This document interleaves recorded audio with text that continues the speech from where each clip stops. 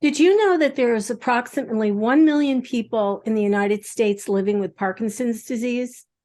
I didn't know that. In fact, do you even really know what is Parkinson's disease? What are the symptoms? What are the causes? Well, we're going to learn about that today. So if you want to know a little bit more about Parkinson's disease, its causes, and what we can do about it, stay tuned.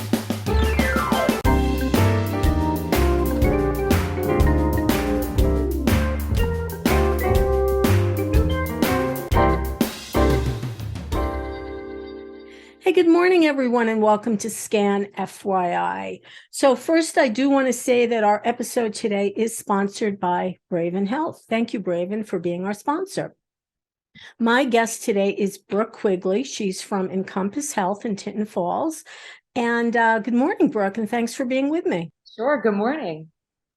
So, Brook, why don't you tell everyone a little bit about, you work at Encompass. Why don't you tell everyone a little bit about what is your role there and what you do? Sure. So I am a speech language pathologist. I've been with Encompass over 4 years. And as well, I'm the manager of our Parkinson's disease rehabilitation program at Encompass. So obviously then you have a special interest in Parkinson's. And I think it's fair to say that a lot of people are really not 100% sure what it is. They might know about the tremors, but that's all most people know. Yeah, I would agree. Parkinson's disease is not very well understood by the general population and sometimes not even by people who were recently diagnosed. There's a lot of factors and a lot that goes into it. So there's a lot of details that get missed sometimes. So just as a kind of a broad question, what is Parkinson's disease? If you can answer that, the abridged version. Sure. So in general, Parkinson's disease is a type of movement disorder. It falls under the umbrella of movement disorders, and it is neurodegenerative in nature. So it starts in the brain. I mean, it is an issue with the brain, and it starts on gradual and symptoms worsen over time.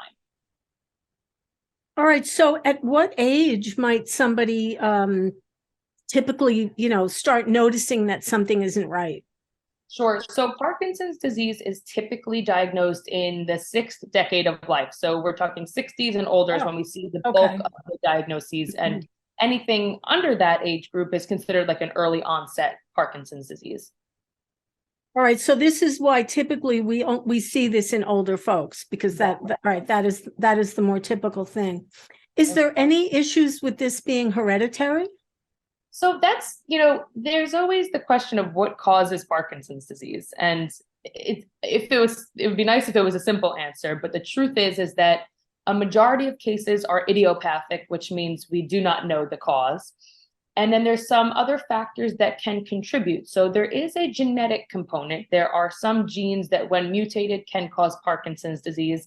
The tough part is that it's not consistent. It's not that everyone with Parkinson's disease has this same gene mutation. Right. That's where the hereditary piece comes in. And there's also environmental factors. So repeated head injuries increases your risk for Parkinson's disease, and exposure to certain pesticides in the past was also a risk for Parkinson's disease. So there's usually a few things going on.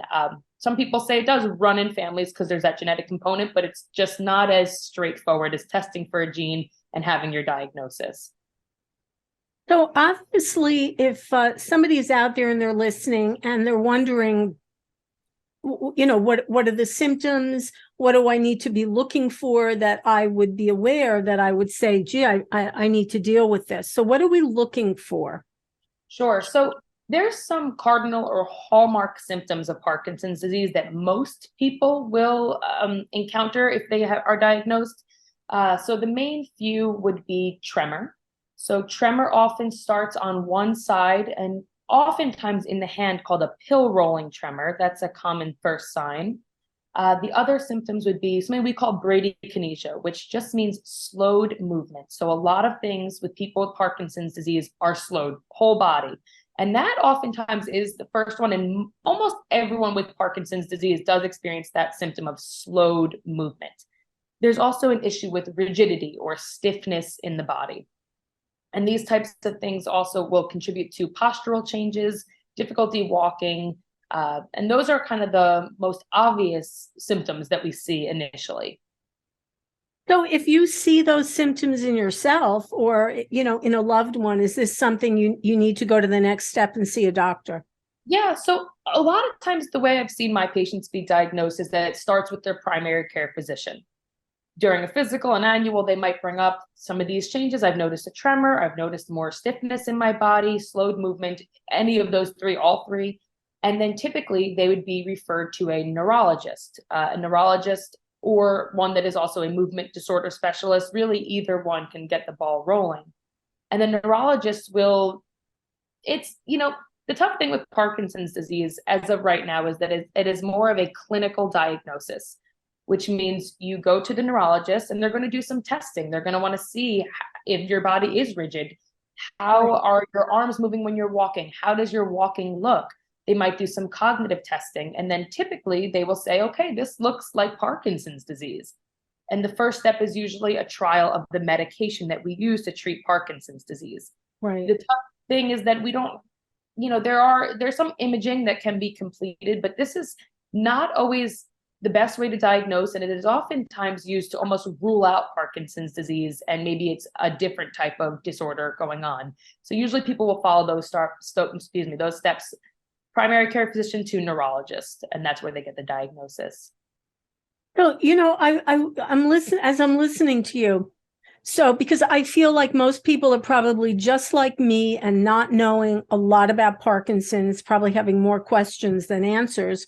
But the thing is, when you talked about stiffness and posture, this is not to be confused with someone who, you sit down for a long time, you get up, you're feeling a little bit stiff because you've been sitting.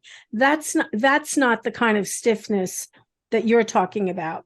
Exactly. We're talking about a pretty consistent stiffness and slowness that affects really all movements. So guests getting up from a chair, getting out of bed, walking, to the kitchen, walking to your car, you'll notice, these people have noticed, this overall slowness of that movement. Different than kind of when you sit for too long, you get up, you're a little stiff. This is more so consistent from morning to night. Okay. All right. So, it's diagnosed, it sounds like, well, idiopathic, just like the common cold, by the way. See, we haven't figured that one out either. But this is not a lifestyle situation. Is that correct? What do you mean by that? Well, there's nothing that I like. If you're diagnosed with Parkinson's, we wouldn't be able to say, well, I shouldn't have smoked the cigarettes. I should have lost 20 pounds. Is there anything in your lifestyle that we could maybe change to make us less predisposed to getting Parkinson's? Sure. The research doesn't point to too many factors of, basically avoidable things that you're doing that would lead to Parkinson's disease, such as like with stroke. There's a lot of avoidable risk factors. Yes. I see what you mean. Not really so much in this case. This is really more that someone's either predisposed or they just develop it with age, with those, like I said, environmental factors or those genetic factors. So there's less things that you could change, unfortunately. Yeah, well, that's why I wanted to ask that. So that is an unfortunate thing. If it gets you, it gets you. So, all right, you're diagnosed. You've got Parkinson's. I guess they've ruled out whatever. So, what are the treatments that are available for people? Sure. So the first step is usually medication. Like I said, the medication trial. The most common, there's a lot of medications on the market right now. But for the sake of this, the most commonly used medications are dopamine replacement therapies. So that is in the form of carbidopa, levodopa. That is the most common medication that's used. Start with a slow, kind of lower dose, maybe once or twice a day. And then because of the nature of the disease, that dosage, that frequency will likely increase. And oftentimes other medications are also used in combination with that medication. And, these medications are used to manage the symptoms. None of these medications are able to slow the disease progression at all. So I think it's important to note that these are to manage the symptoms and make life a little bit easier to get through with these symptoms and hopefully keep them at bay during the day when you need to be your most active. So there's no cure for Parkinson's at this point. There's not. So that kind of leads, so when we talk about treatment and kind of how this progresses though, so the medication is going to be your first thing. I would say the second thing of utmost importance is going to be your exercise. So exercise plans that you do on your own, as well as physical and occupational therapy. So physical activity, aerobic activity, is the only thing shown to slow disease progression and improve quality of life in everyone, but also in this population specifically.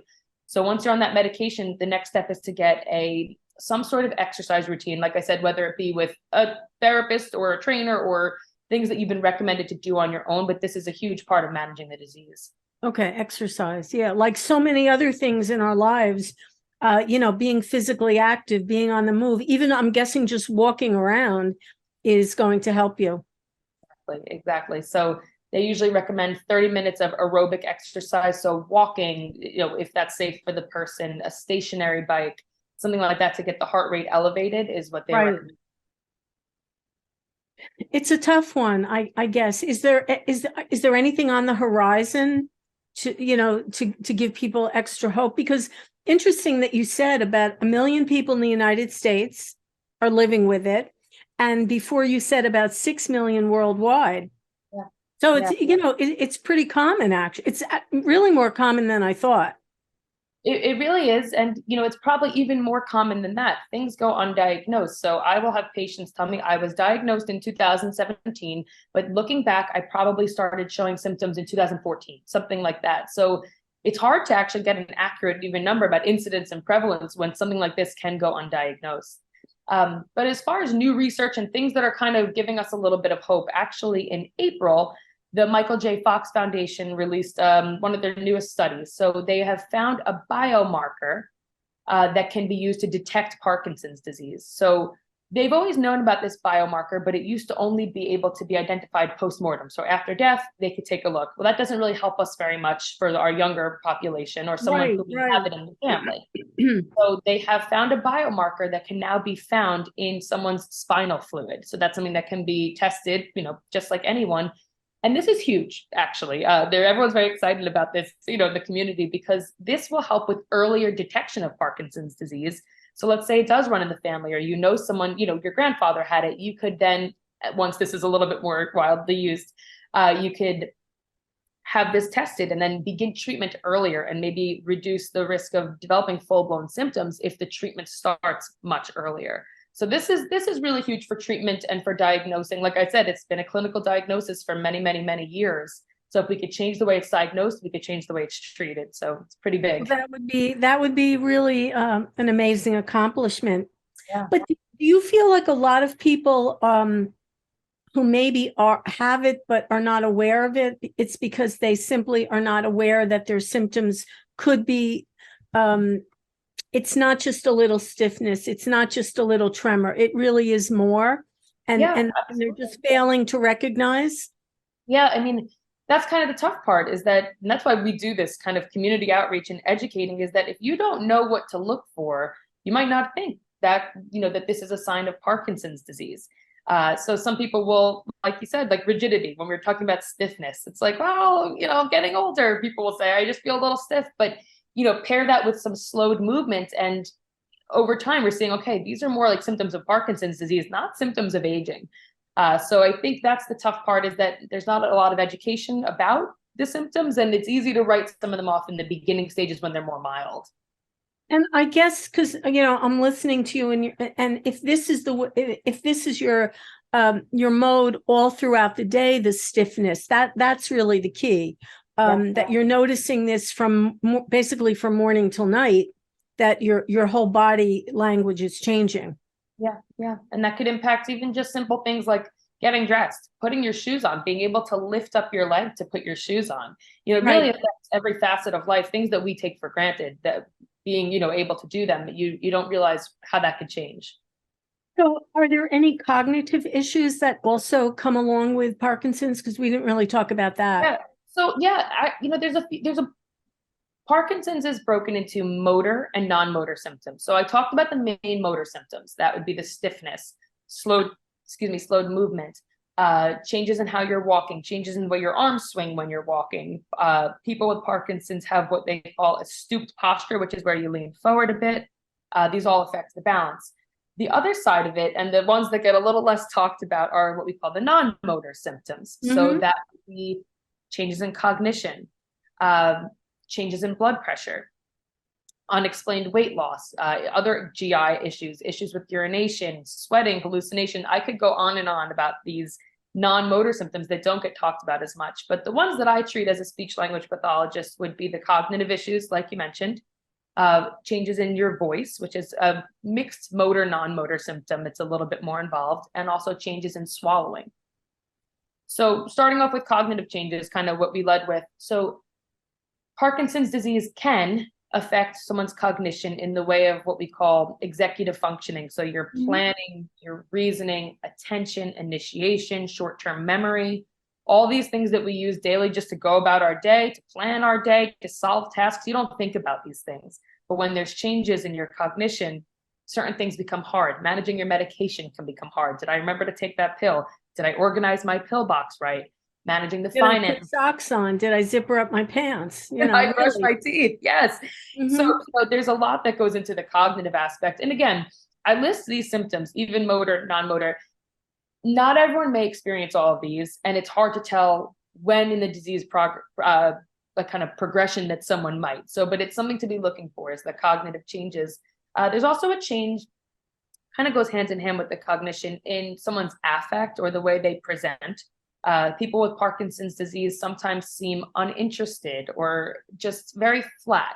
And that's because of a change in facial expression. And sometimes it does affect personality a bit and can make someone seem a little bit more withdrawn. But the facial expressions kind of goes into that slowed, reduced movement where the face just isn't moving as much.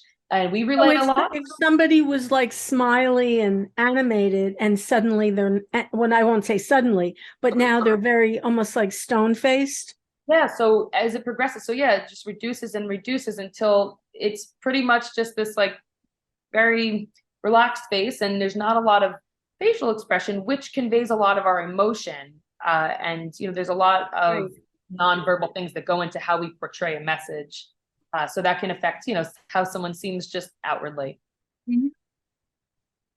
So there's, so if you're listening out there, there's a lot going on here. And I guess a big part of it is, knowing your body, paying attention. And if you are noticing anything, you need to deal with it right away, whether it's in yourself or in a loved one, right, Brooke? Gotta take care of it.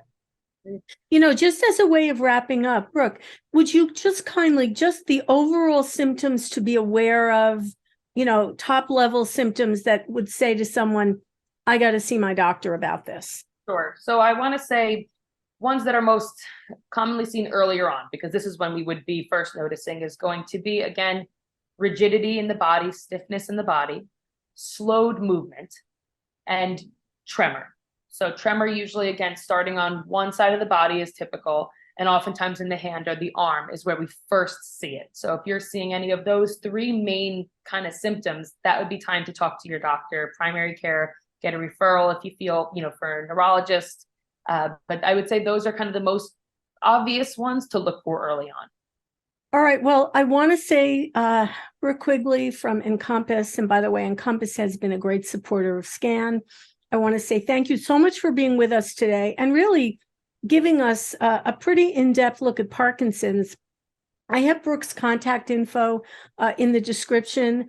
But the most important thing is, if you see something that doesn't feel right about your own body, you got to go to the doctor, right, Brooke? Agreed. Yes. Yeah. And the first stop, I suppose, would be your primary doctor. Yes. Good place. So take care of yourself. All right. Well, today's episode was sponsored by Brave and Health, and I want to say thank you to them. And remember out there, if it's important to you, it's important to us. I'm Andrea Tarr. We'll see you next time on Scan FYI. So bye, everyone, and bye, Brooke. Bye.